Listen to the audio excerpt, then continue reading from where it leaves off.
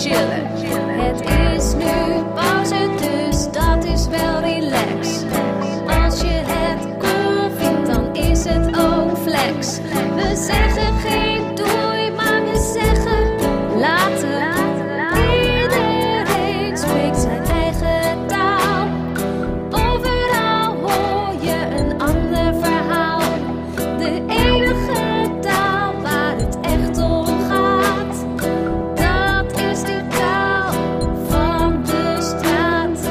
Dat is niet vervelend, maar wel dan zo erg. Cruijff zegt logisch, maar dat is dan weer de. Je hebt goede vaten of je hebt het niet. We zeggen geen doei, maar we zeggen later. Relax, relax,